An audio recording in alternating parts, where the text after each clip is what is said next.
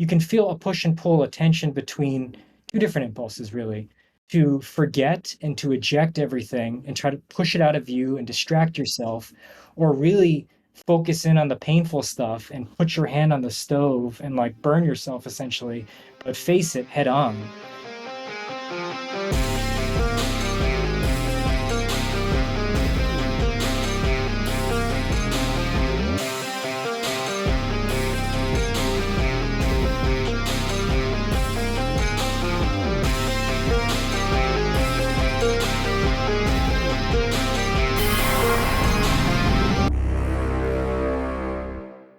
Welcome to the Skiffy and Fanty Show. We like the feeling of progress, and folks figured out a while ago that you can always tweak things in your surroundings to heighten a perceived movement through time, even if, in truth, you haven't advanced anywhere meaningful at all. Pretty good quote. That's a good one. Well, I'm Sean. I'm Daniel. And we have a very special guest today, and that guest is speculative short fiction writer Thomas Ha. Welcome very much to the show. Hey guys, thank you for having me. I like what you did there with the quote. I was muted. I didn't want to interrupt you, but I appreciated the pull from the collection. It was a great quote. Thanks. Absolutely. So Thomas is a Nebula, Ignite, Hugo, Locus, and Shirley Jackson Award nominated writer of speculative short fiction. You can find his work in a lot of places: Clarkesworld, Lightspeed, Beneath Ceaseless Skies, Weird Horror Magazine, many other publications. His work has also appeared in the Best American Science Fiction and Fantasy and the Year's Best Dark Fantasy and Horror, which is pretty cool. But today we're here to talk about this book, that is Uncertain Suns and Other Stories, out now from Undertow, which is exciting. It did have bookmarks, but mine are not. They're in a box. I moved after I got the book, so they went in a box. I apologize. Please don't hate me. But it is out September 16th. So by the time you hear this, it is actually out if you're listening on the podcast version. And so it's exciting. Yeah, so before we get into our discussion with Thomas, a reminder to our listeners to please share your questions and comments with us at skiffyandfanty.com listener suggestions. If you aren't already, join us on Twitch for Sean's Alphabet streams every Friday at 7 p.m. Central to be part of that interactive live streaming show format. And those of you on Twitch, please send your questions in for Thomas as we're going through this. So finally, be sure to review and spread the word about our show, please. Help support us through our Patreon and be a part of our Torture Cinema polls, our live watches, and other special Patreon-only events on Discord. Perfect. All right, Thomas, we got to start with a big question, which I don't know how many people with a collection of stories we've actually interviewed. You might be either the first or the second. And so this is an interesting question because normally we're like, oh, tell us about the book. But normally it's one story of a book. You have many. So how would you describe this collection, I guess, to somebody who's never picked it up yet? Gosh, that is a great question. And again, thank you for having me on. I probably should have hammered out like an elevator pitch to describe the book by now. You'd think I would have. But I guess the way I would describe it is it's a group of stories over the last, 4 or 5 years of my career. They are multi-genre, so some sci-fi, some dark fantasy, some horror. A lot of them are in between because I never really like sticking to just one genre if I can help it. But they all more or less center around the theme of, much like the title suggests, uncertainty, fear, indecision, doubt. And, a lot of these are short stories about groups of people, usually families, but not always families, individuals, interpersonal relationships where something's going on and it's weird or threatening or strange, just, outside of the corner of their vision, outside your front door. And it's sort of about how I think different people, different characters react when they're placed in those sorts of situations. That's really, I think, the things that interest me is the way people confront their fears or don't confront their fears and why that might be. So it's very vague and very abstract, I know, but I think, if you like short stories, you'll probably like it. There's something in there for everybody, but it's definitely dark. I'll say that. Yeah, I think don't blame you for that. Sounds like a great summation. Yeah, that's a great summation because you kind of have to. Like, how do I make sense of all this stuff together? I'm really glad that you'd mentioned some of the sort of themes of you said uncertainty, which is in the title, because many of these are things where like the answers are not clear cut of what's kind of going on. The one that came into mind as you were talking was actually Sweet Baby, which is this story where on the one hand the genre is a little uncertain because it is science fiction in elements, but it's also quite distinctly horror in other elements. It is also a story where with the ending of that story, which I don't think we need to spoil, is very curious and doesn't have like a very there's no sort of like moment of revelation in the sense of like the story has like an obvious moment. This is it. It's done. Everything's solved. It's more of there's a continuation. We know there's more story after this. It's just this story is done now. And I guess I'm curious why for you that sort of element of uncertainty, which is in so many of these stories of that, where the stories don't have very clear cut, hard lines. What as a storyteller is so interesting about that for you? Yeah, it's funny. I was just on another podcast recently about horror, and we talked about weird horror quite a bit. And that's, usually where I get categorized. I'm one of those writers that's really frustrating where I try not to say what a story is or where it fits. And I'm like, let the editors decide, let the readers decide my work is done. But I will say that part of the reason I think I end up being put in the weird horror box is because a lot of that subgenre is driven on ambiguity and sort of the dread and the unsettling feeling you get when things are not dealt with finality a lot of times. And I think there are many reasons I'm drawn to that personally as a storyteller, but I think one of the main reasons for me personally is just that I think it's a reality thing, it's a verisimilitude thing. I'm just the type of person where I just when a story wraps up too neatly, I don't buy into it. I have trouble with it. I've never known life to operate that way. I've never known myself to walk out of a situation where I go, "Ah, that was my life lesson. This is my revelation. I am now a better person for X, Y, or Z." It's always messy and it's always strange. That being said, it's funny you bring up the example of Sweet Baby, and I don't want to spoil it either or talk about exactly the ending. But I think I do try to build into a lot of the stories a feeling of something being changed, even if slightly. And it's always a slight change. So I can see what you're saying. And this is going to be maybe frustrating for viewers because we're all talking in generalities. We're moving around the ending and not saying anything. I know exactly what you're talking about when you say that it kind of ends on this open note and you don't know what's going to happen next. You don't know where the story's really going to go or how the characters in it are going to react to each other from that point going forward.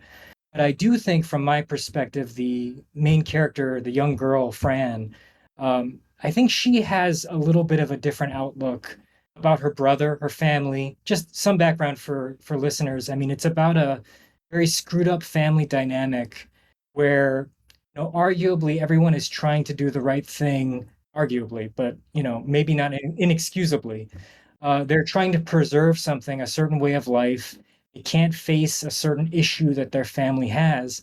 And as a result, there are all these negative consequences for other members of the family, specifically the main character in particular, who has to suffer because of certain decisions that her family has made about how they're going to operate as a unit. And I do think at the end of that story, she comes out with a little bit, I don't want to say sympathy or empathy or understanding, but she comes away with a little bit of a detached, maybe this is this way because they're trying their best. Maybe this is this way because they don't know any better. But I need to find my own solution for approaching this. And she does find her own sort of solution out of it. Again, I can't spoil it. But it's a very long roundabout way of saying, even when it's very open-ended, even if you don't know what'll happen next, I try to give a little bit of something where the character or some of the characters have gone through something and come out at least a little bit changed, if that makes sense. No, it makes No, total sense. that does. Yeah. Because a lot of the stories feature that at the end, those last moments. There's uncertainty of what might exactly happen. There's sometimes uncertainty over what did happen previously, of how it all fits together. But you get the sense of that complete, particularly the character arc. The stories have that very strong character arc that runs through them, where at the end, the character has come to some decision or conclusion of where they need to go next, right? So they have some sense of it, even if we as the reader don't necessarily know what those steps are going to be. And we can guess, we can kind of make our interpretations, and I love that about it. But you get the finality of and the satisfaction that within this plot and within this character arc, they have reached that sort of conclusion. That's the hope, at least. I hope that's the case, that there's at least a little bit to hold on to. And it's funny that you bring that up because I've been thinking about this. I do think one of the number one reader reactions I have gotten, especially early in my writing career, but pretty consistently, is what the heck happened? Or I don't understand. Very frustrated. Certain types of readers, they need certainty. They need something to hold on to. And I do not fault them. I think that's very natural and it makes sense to me. So if I do ramp up the weirdness, or if I ramp up the ambiguity in, say, the world or creatures they might encounter or the scenario, for me as a storyteller personally, I think it's more important to then have a grounding in the narrator, the character, the relationships. And that's actually why I've thought about this a bit lately. I return to family a lot because that is a very familiar touchstone for a lot of people. Maybe not everyone, but if you start with a brother and a sister, or a father and a son, or a grandparent and a grandchild, usually most people have enough past experience to immediately be locked in to the motivation of a character, or at least have some sort of understanding. So even if it's a bad mother and father, an abusive mother and father, which arguably the Sweet Baby situation is, you don't have to necessarily be from an abusive background to understand, but you have enough familiar grounding in it to be like, well, that would be horrible if my parents treated me this way, or my brother treated me this way. And that gives you something to then carry you through to figure out, what the heck is going on. Maybe not everybody. Maybe people still eject and it's still too frustrating. But I do think upping the character motivation and focusing on those personal decisions that you were talking about, that for me as a storyteller is what I'm most interested in. So actually, that made me think of one of the stories, and I'm blanking which one it is now in my brain. So you'll probably remember quicker than I will. The It features a mother-son relationship that becomes more important as the story continues, but I wouldn't say it's a B plot, but it's like something beyond that's very relatable next to the more weird aspects of the plot of that story. Right. Are you thinking of the Brotherhood of Montague Street video? It is. That's it. Yes, correct. Yeah. Yeah. Yeah. And that's another one. That's a really great example of what I think I was trying to do. And again, I'm trying to be careful about how to describe things. Right. I should have warned you up top. I'm a very frustrating interviewee because whenever someone points out, it's like, hey, what is this about? What is the inspiration? I dodge left and right and I try to swim around. Um, No, that's perfectly fine. yeah, no, but that's a great example because that story, again, for listeners, just general background, it's sort of in a near future or arguably far future New York City. A guy finds a book. It's an unusual book because they call it a dead book. It's essentially print media in a world where, as you go through the story, you gradually find out, media is constantly shifting, constantly being rewritten, very, very hard to pin down, and that's the norm. And understandably, a lot of readers, what they like is, the technology aspects, the quirks of the world that are a little off, that like are kind of like our world, but people behave a little oddly and differently. Mhm. Stuff that is sounds bad to say it this way, but I can't think of another way to say it. The surface level stuff, the world building stuff, that interests people. But really, the understory or the driving engine of the story for me is, like you pointed out, this character is going through the grieving process of losing his mother and is getting rid of her stuff, her physical effects, her media. And that's, a lot of his relationship to things, to books, to stories is through his mom, and trying to figure out, how he feels about his mother, and how memory and the way we record memory, and when we do fix our memories down, how that helps us evaluate where we go and how we grow as people, and the impact that it has on him. And for that story in particular, I don't need to go on this long tangent if you don't want to, but I figure we might as. No, that's no perfect. Yeah, but I mean, so for that one, Me, that story, what I want to explore for someone like that, a character like that, is when you're going through the grieving process and you're handling your mother's estate, this character has an impulse. You can feel a push and pull, a tension between two different impulses, really, to forget and to eject everything and try to push it out of you and distract yourself, or really focus in on the painful stuff and put your hand on the stove and like burn yourself essentially, but face it head on. And without spoiling the ending, I think you can probably guess where this is headed. I mean, this is a character who discovers about himself he's not the type of person who can just distract himself or erase things or let things go and just let everything evaporate into the Hmm. atmosphere the way that his society wants to. He's someone who wants to fixate. He can't let go of his experiences, and in particular that relationship with his mother, which is very flawed and not great. But he wants to focus on the good and the bad. So at the end of the story, God, how do I do this without spoiling? Uh, Yeah, don't go there.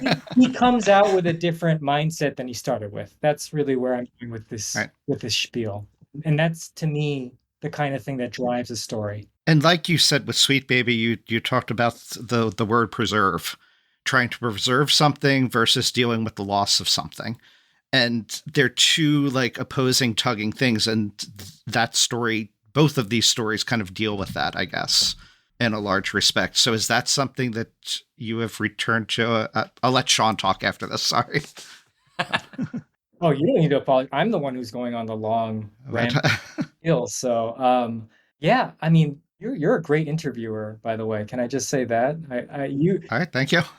No, the way you sum that up, I think that that tension in particular does run through much of the book. This is the closest I'll get to like saying the thesis of the collection or jumping Mm, out. But there's a story in here, and I give this away in the acknowledgments that there are three stories that I think of as the keystone stories that are connected, which is House Traveler, The Sort, and then finally Uncertain Suns, which ends the whole collection.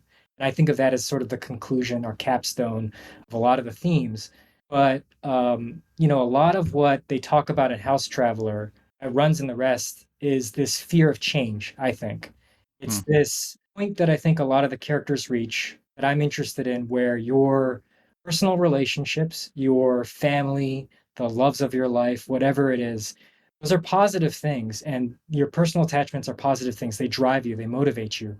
But there's a point at which those things can become obstacles in some ways, where you stop and you don't face certain dangers or risks or threats because you're afraid of what you're going to lose.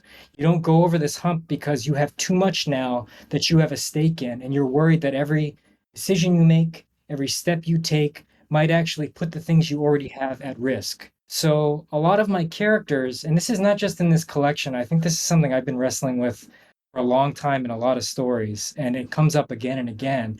There's a reason why a lot of these characters tend to be suburban or middle class coded families, where these people are worried about their houses, their homes, their kids, whatever it is.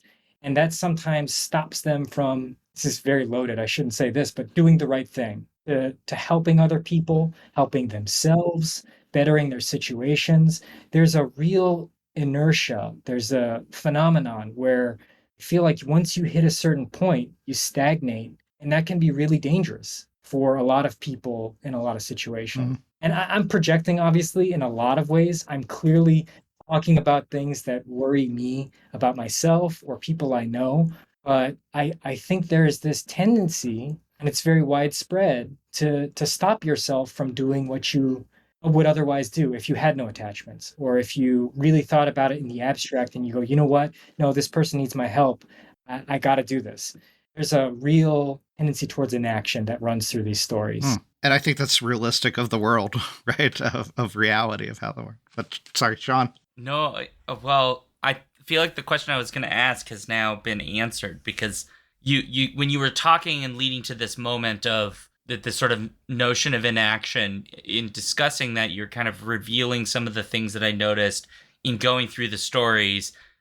Whereas many of the subject matters of so many of the stories, the genre elements are sometimes very subdued in the stories. I mean, occasionally they're kind of in your face, but they're not like exploding laser beams in your face kind of they're very subdued, and a lot of the narrative world, the sort of like world itself, is, I would describe it, kind of mundane. It feels more like normal places that people would exist in, with elements of the fantastic and so on. And as you were kind of describing that, it started to make me wonder about there being some sort of, maybe I'm just reading into this, almost like a weird tension that now exists between the fantastical element and the seemingly normal elements of these characters' lives and the lives they lead. Because so many of the stories, the fantastic is this thing that kind of exists on the side and is present, but it's never quite always allowed into their like lived experiences in all of the stories. And I was thinking like The Sort, which you've got like example of the tigers, right? The like genetically modified tiger man creature. I don't know quite what to describe him. The way he's presented to us is sort of very matter of fact, but it's almost like the characters, like they look at him as like they looked at a ball of twine, like a giant ball of twine, and then that's kind of it. And where all the real story is their little subtle interactions between the father and their child, and the sort of way in which this world operates very subtly. I realize there's no question there. It's just me trying to make sense of all of this. I thought The Sort was very interesting, by the way. No. Well, thank you for saying that. I know we're not supposed to pick favorites among our story children, but the sword is one that I really personally, there's a lot of stuff in there that I'm attached to, and I really like that one. So I'm glad that one spoke to you. And I know there's no question in there, but I think I can morph it. I'm gonna like in my head turn it into question and try to react to what you were saying because I think that's really interesting. Your observations. I think there's two things that I kind of hear in that I react to. I think you're right that there is a pattern in a lot of these stories where the characters and the center of the story is about people trying to preserve normalcy for themselves. A lot of them, not always, but they have a sense of what is normal and what is, their daily life that they want to go on with. And then there are these elements, usually horrific, but not always. Sometimes it's like the tiger, where it's this kind of just odd thing that's on the periphery that's protruding into their lives, sometimes disrupting their lives, that they're trying to keep at bay. And it's, until you said that, I did not even think of that as a tension or, a border that was being ruptured between normal and fantastical. But I do think there is an element of that. So I think that's true. But the second thing that I sort of started thinking about when you said that, especially the tiger example, where you have this father and son who are on a road trip. They stop in a small town, and one of the sights they see is this genetically modified tiger in a city hall that's sitting there that can say limited number of words to them. You're right that Hi. you're right that they just kind of look at it like it's a, any old thing. And for me, it's funny. I think that's a technique, and maybe it's a crutch, I don't know, but it's something I like to rely on for fantastical elements for things like these. I think it is more unsettling or more of an alarm bell for readers for whatever reason. I think they hone in much more when characters treat those sorts of things as normal. Children, especially, are interesting storytelling devices for these things because there is so much that children, as viewpoint characters, take for granted. You can twist that in different ways. A child character, can view a situation with such simple moral clarity and be an outsider in some ways and be like, this is right, this is wrong, we should help, we should not help, on the one hand. But on the other hand, children sometimes are just like, yeah, no, this is the world. So, for example, Window Boy, which starts the collection, it's very purposefully told tightly from a young boy's perspective because he takes for granted, for example, that his mailman is a cyborg who walks up with like weeping eyes and is very strange looking. But to him, perfectly ordinary. He does not comment on it. He barely describes it to himself. The grackles, which are the one of the major ominous things that are looming outside of the point of view of the main character. Again, it's a cartoon character for him. It's a show thing. It's something that he knows about but doesn't feel like he has to explain. So for me at least, and this goes back to what we talked about much earlier about verisimilitude, reality, strangeness, I actually believe the weirdest things about the way we live our lives, we do not question, actually. We never stop and think to ourselves about, I don't know, the magic of our cell phones or whatever it is that we're doing, this laptop, how I'm speaking to you on my computer. Very odd things that just happen. Or social situations, the way our government runs, or the way we treat each other, on a daily basis. There are a bunch of things that we just take for granted that we never break down in our heads the way you would in a fantasy novel or a sci-fi novel, for example, and talk about like it's a here's our culture and here's why we do the things we do. We just do them. And a reader who is seeing that from the outside, I think it's a great device to make them sit up and pay much more attention to what's going on because usually it freaks them out, as it should. And I think if you were to put a lot of our mundane stuff in a different context, you'd probably have the same effect on someone who didn't understand the time we were living in. Oh, 100%. Uh, you're completely right too that has this effect of making you pay more attention because I know this is a genre collection, right? And so I'm expecting there to be stuff, but then you do this thing where things appear in here that are so subtle and you won't spend a lot of time on them in the story. They just kind of are there, and then the story kind of moves, it continues its way, and these little elements are there. So for me, it's me trying to like tease out how does this thing work? What is its operation in this world? Some of the stories I think are a little less subtle. I don't think that's a bad thing. That's just the way they function. But that subtlety has this effect of the second something that doesn't quite seem normal appears, you suddenly are razor focused of like, okay, what is that? And now you're looking for all the little clues that can sort of tell you. Maybe that's my professor brain working. But that I think is something you do remarkably well here in so many of these stories, that I just kept stopping and going, that's a thing I need to pay attention to because this is going to come back. It happened in The Sort. It happened even in Window Boy because I was like sitting there going, what is happening in this moment? There's something off about this, something strange, and I was picking up the pieces. Several of the stories were like that for me. I don't know how you do that. I genuinely don't. That's it. That's also, I was very impressed with that. And that's the fun thing of it, because just pigeoning or adding on to something you said, Sean, there's fun in trying to figure out, is what I'm uncertain about something I'm certain about because it's foreign to me? Or is it something the character and is uncertain in this world, but it should be really, really familiar to me? But it's described by somebody that doesn't really understand it. So I'm trying to say, is he talking about this? Or is this something fantasy land and completely mystical or completely sci-fi? Or is it something and that is just so much fun. Thank you guys. I mean, I appreciate that. That's very kind of you. I try. It doesn't always work. It doesn't always work. I'm always experimenting.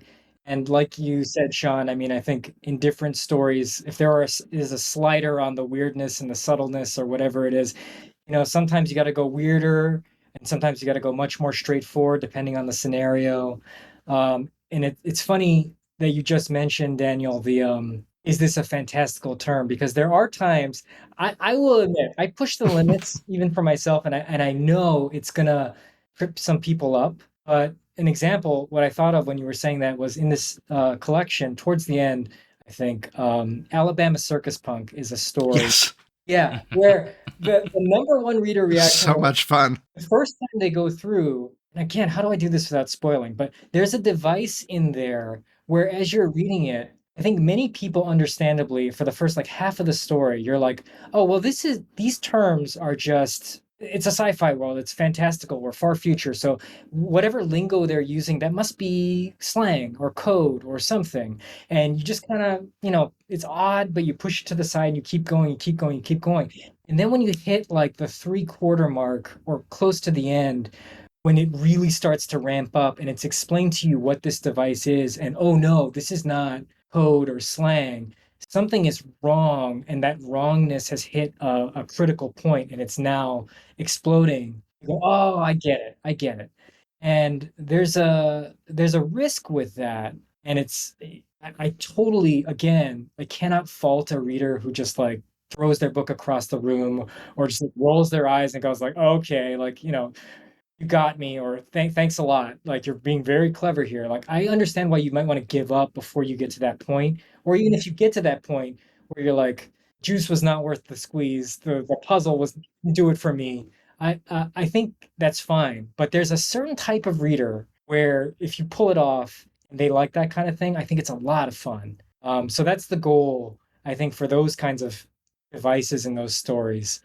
But again, not for everybody. Yeah, I can imagine some people might find it gimmicky, Yeah. or because that's something, authors, if you like to write, sometimes you go for that and want to try out something that's gimmicky. That it definitely didn't play that way for me. And sometimes things that do play too gimmicky for me. So I think, yeah, it walks a great line. It does make me want to ask the question, given that this is a whole short story collection, you've written quite a few short stories. Do you find that form, the short story, in any way kind of encourages you to take greater narrative risks with how you would tell a story? Oh yeah, absolutely. No question. I think and I haven't done a ton of podcasting interviews and everything, but for this book I've had to sort of practice and learn and think about these things a little bit more and articulate them. So I've repeated this a couple of times and I've been thinking about it, but I've heard a lot of people use this analogy. I think I finally figured out where it came from. I think it's from Julio Cortázar, a short fiction writer.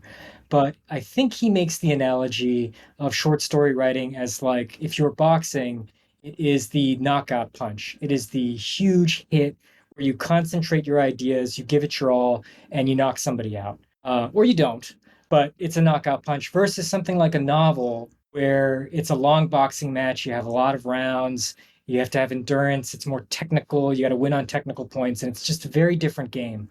And the thing about that analogy that I like, and the thing about the knockout punch is you do a knockout punch and then the boxing match is over. But you can do a lot more boxing matches when you do it that way.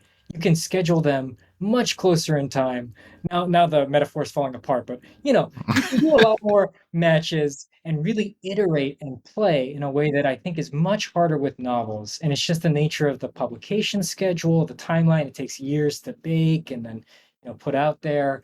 But with a short story, it's a lot more rapid fire, and I think that encourages more iteration and play. So I personally am a fan, and I think it was what led to this collection really was a lot of the iteration about the ideas of uncertainty.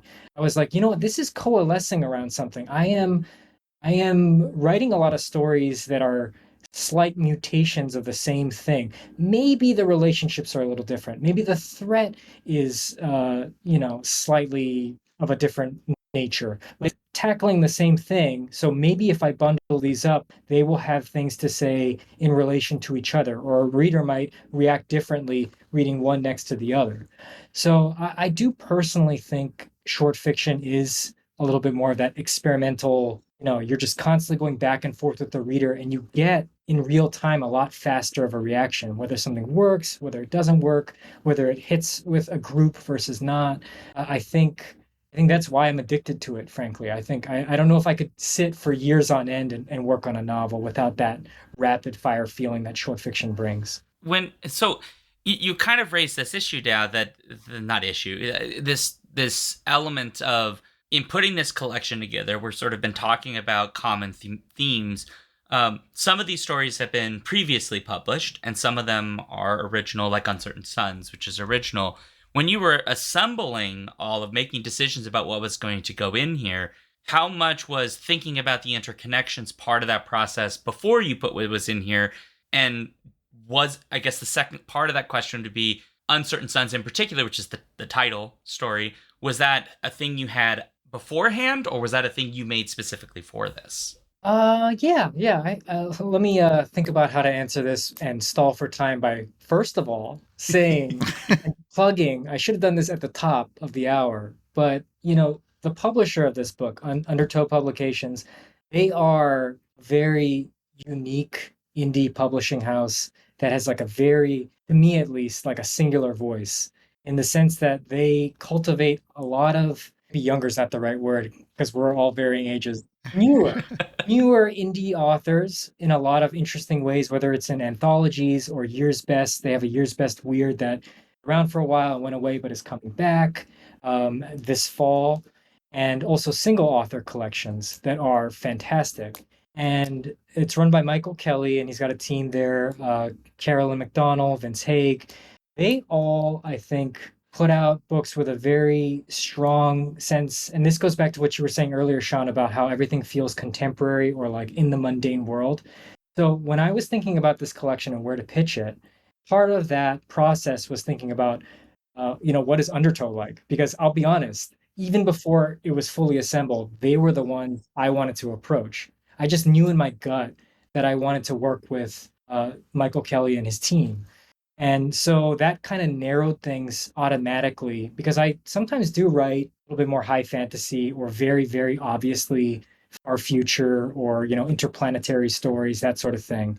But because I knew that they have a vibe of this could happen in the real world, the weird creeps into our environment, stories had to have a certain flavor.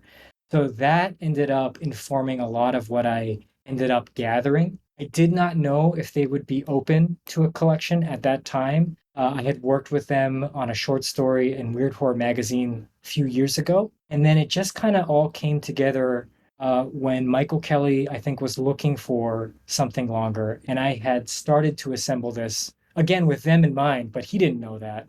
And he approached me and he said, do you have anything longer? And I said, yeah, I did. Or maybe it was the other way around. It's so fuzzy now. But when that happened, Uncertain Suns was just an idea. It was like on a piece of paper. I think I had written House Traveler, which I knew was going to be like a part one, essentially, laying out the thesis of change versus stagnation, status quo versus putting things at risk. And then I had just finished The Sort and had just sold it, and I was starting Uncertain Suns. So I had the title. I said, I have this thing, Uncertain Suns. Do you want to see it? And he said, yeah, sure, sure, sure. Then I went in a mad dash to finish putting it all down and draft it. And then I sent it to him. And then luckily it all kind of came together from there. So that was really long.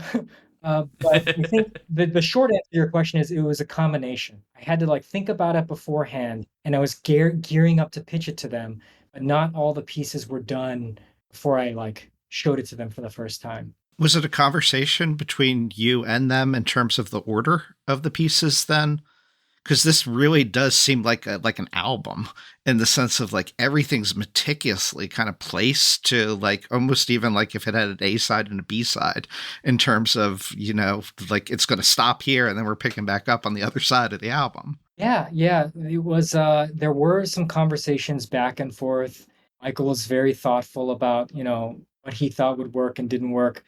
But to be very frank, I mean, Undertow was very hands off too, in the sense that they let me kind of make the final decision or really think about it. They weren't like pressuring me, like, nah, this is not going to work. You got to do it like this or you got to do it like that. So the way it actually worked was what I sent them was much longer. It was like a over 300 pages, 15 stories type of version. And it was like my platonic ideal, my academic intellectual thesis kind of story collection where I was like, ah, yes, like this is my James Joyce Dubliners, whatever. Like it's going to connect in these brilliant ways. And it's going to be wonderful. And then the problem was I sat down and I read it and I went, oh God, this is awful. I was like, this is terrible. It was, on paper or in the abstract, very well planned. Like House Traveler, for example, used to open the collection as a very clear frame.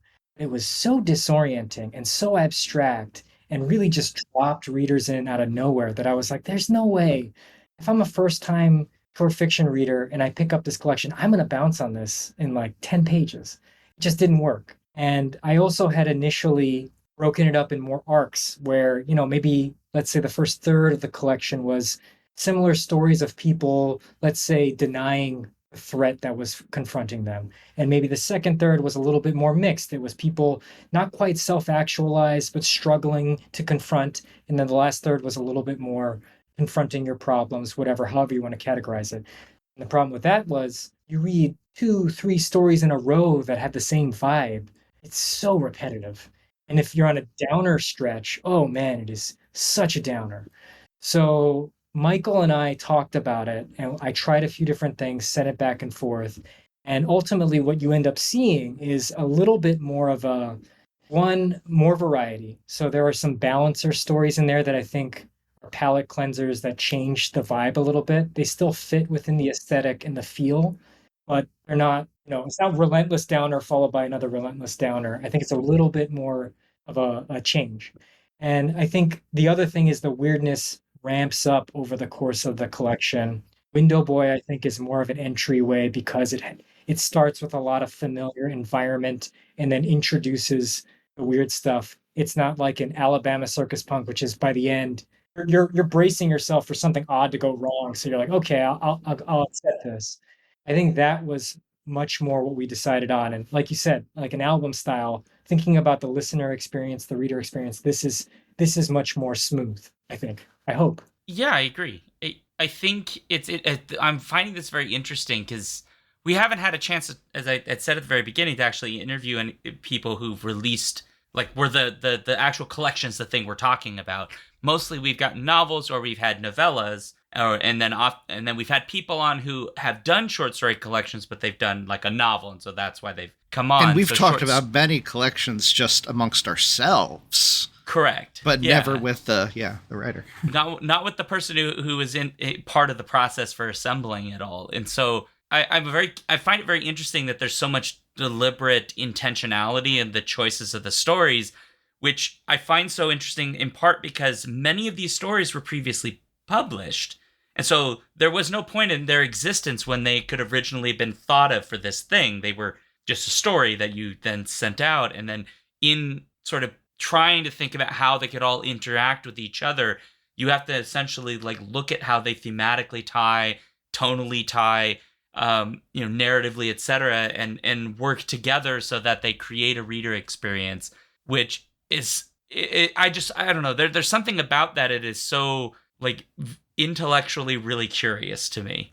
I hope so. I mean, otherwise, this is going to be very boring for your listeners. But I've always wanted to. No, I've always like really wanted to sit down with other writers, especially ones who have done collections, and like what their process was like. Because I don't know what they had to do, but like I had to print it all out in hard copy, for example, and literally, move the pieces around.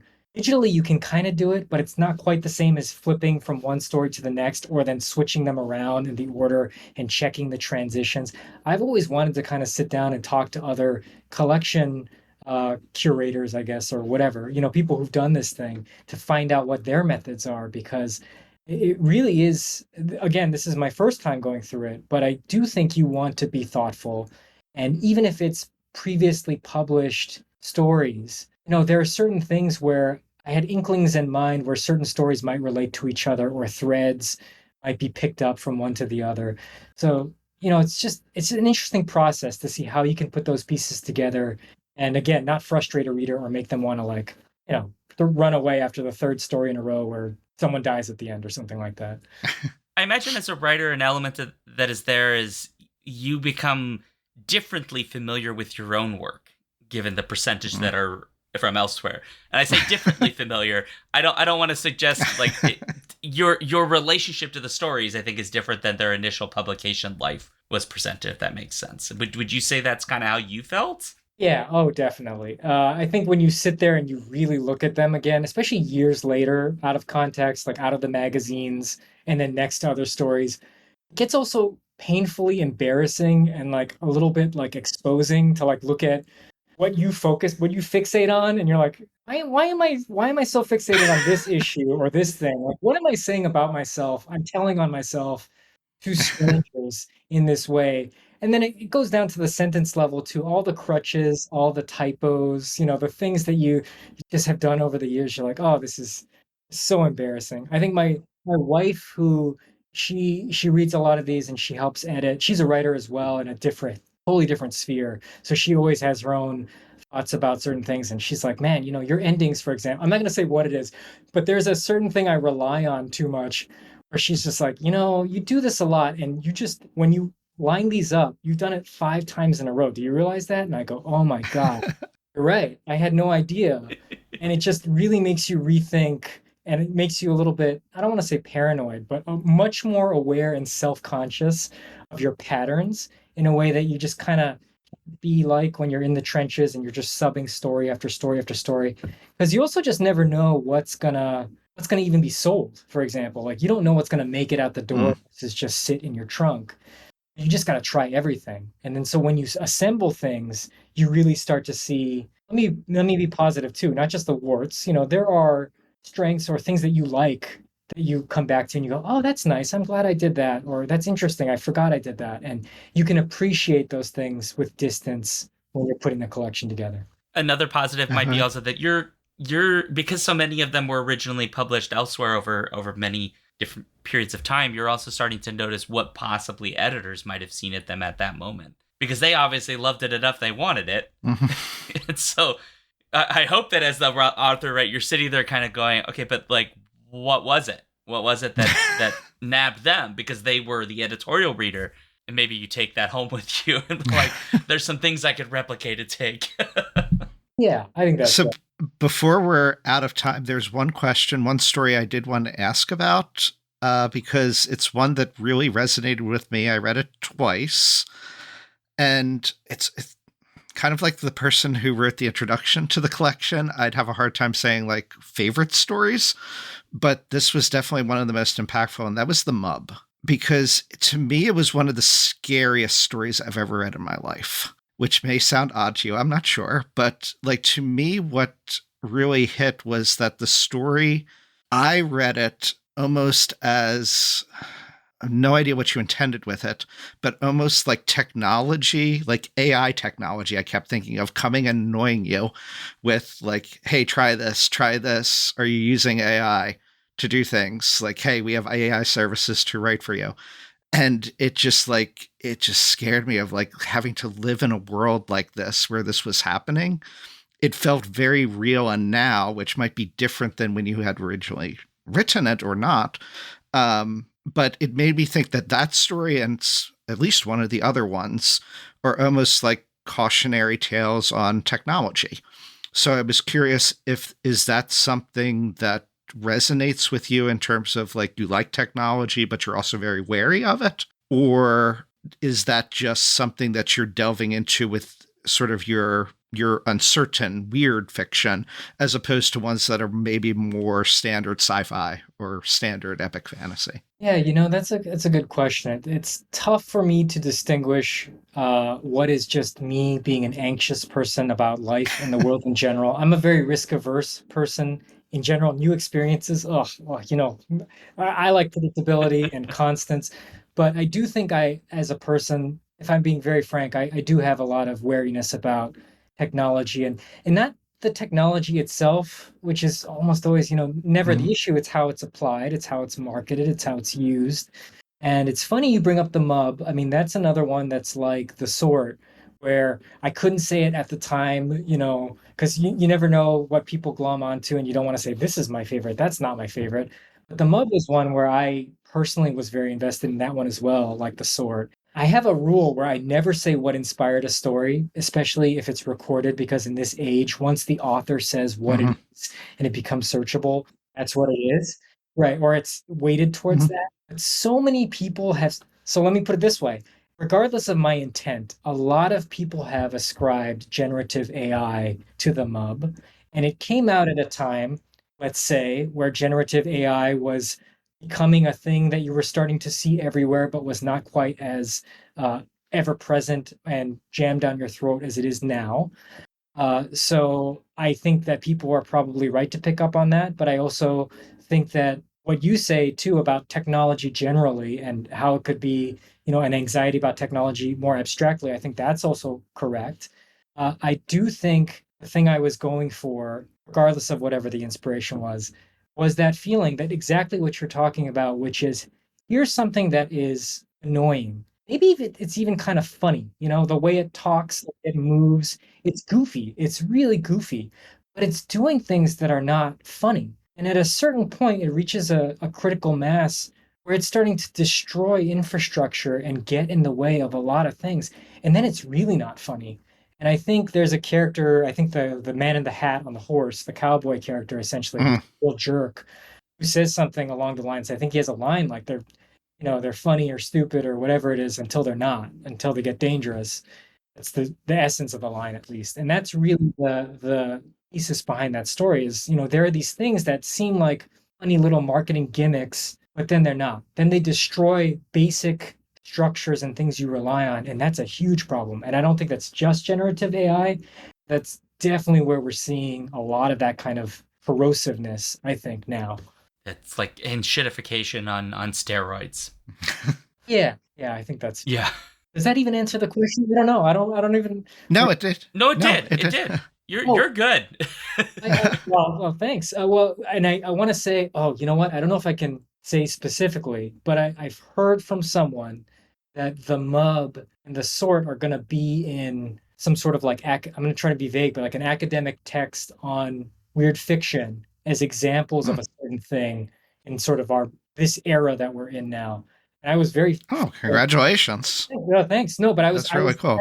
at the MUB in particular, that the way you pointed out those themes, I think that's what a few people who like it, and there's not many, but the few people who like it, that's what they glom onto. And I'm glad. Oh. That's why I reread it, because the first, it's not obviously necessarily about that. And the first time I read it, I continued with the collection. And then I was like, you know what? I'm starting to pick up on things in these stories. I need to go back and restart some things. So I went back and started rereading some of the earlier stories and picking up on it. Was like, was my initial reaction, am I going to have that same reaction now revisiting the story? And I didn't get to do that because of time for the second half of the book. I am looking forward to doing that for the second half of the book as well. Well, I appreciate it. Thank you for reading it more than once. That's the hope, right? People go back. So thanks. Well, I don't mean to be a buzzkill, but we have to wrap up because we're running out of time. And people, Thomas specifically, you have a life. Yeah. Well, we do have one important question I do need to ask, and Okay. that, based on your website, I'm curious, what are the virtues of spam musubi? Oh, well, I mean, it's delicious, first of all. It's a great portable snack. You can take it anywhere. You can take it on hikes. It's many forms of it. Although now on the mainland, I've seen like restaurants do really wild things to the point where I'm like, that's not even a spam musubi I anymore, mean, where they like turn it into like an elaborate meal. It's just gone wild now. I don't know about, spam musubi culture on the mainland now, but classic spam musubi, little soy sauce, little sugar, wrapped in seaweed. Perfect. You can eat it, take it anywhere. I highly recommend it. Everyone's got to grab one. That's my spiel. I mean, I I'm agree. going to have to try it now. I've never had it, so. You had me at spam. Good. So folks would like to know what's coming next. Do you have anything you can kind of talk about at this moment? I think it's going to be promo for the Uncertain Suns collection for the near future, so you'll probably see me pop up on places like this for the next couple months, and then after that, I'm hoping to just put my head down and get back to the short stories. So you'll probably see me in magazines soon. And then if folks want to find you, where would be the best places to go? You know, Probably my website, thomashallwrites.com, but realistically, I pretty much live on Blue Sky. I'm always just hanging around there, not talking about writing, probably just silly stuff. Don't expect anything serious from my Blue Sky. Don't expect like analyses of technology or anything like my fiction. It's not serious there. I need to take a page out of that book and just be more silly. Yeah, these It days, helps with sanity. right. Yeah.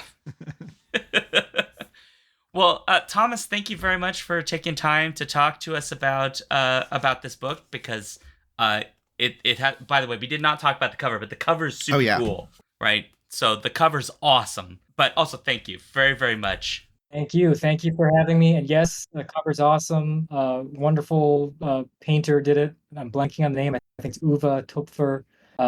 He's very talented. Love the cover. And thank you again. This was a lot of fun. I appreciate it. Absolutely. Well, for folks at home, if you'd like to let us know what you thought about the episode, if you are familiar with Thomas's work and you want to say what you think about the collection, or just want to generally talk about it, there are two places: skiffyfanty@gmail.com, or if you're in the Patreon Discord, you can obviously talk in the show discussion channel. We're on all sorts of places, Blue Sky Threads, blah, blah, blah, blah, blah.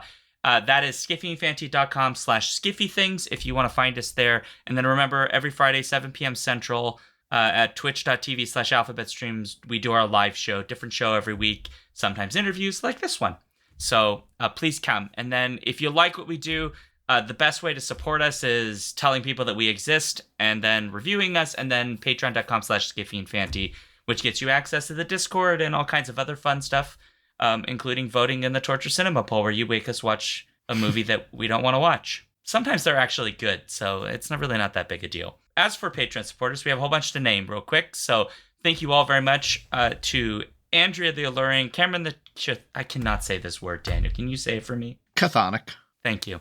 Caroline the Benevolent, Carrie the Divine, Chris the Candescent, Dan the Transient, Daniel the Cultured, David the Debonair, JC the Jocular, Jeff the Gracious, Joseph the Jovial, Juan the Junctional, KB the Kind, Karen the Kickass, and Cat the Kidomatic. Matthew the Magnificent, Paul the Pious, Phoebe the Eloquent, Robert the Riveting, Robin the Bold, Ryan the Resilient, Sarah A. the Sensational, Sarah E. the Sublime, and Sarah O. the Rapturous, Scott the Gentleman, Stephen the Strange, Thierry the Thorough, Tanya the Triumphant, Trish the Imperturbable, and Victor the Valiant.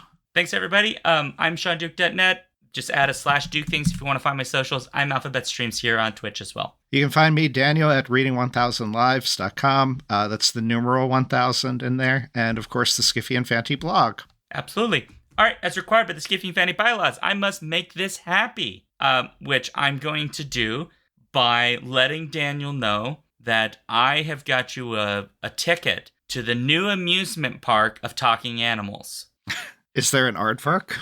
No, but there is a giant semi-sentient bacteria. Okay, that is awesome. And as after reading the collection, as long as there are no balloon animals there, we'll be good. No balloon animals. Yeah. On that note, happy ending and scene.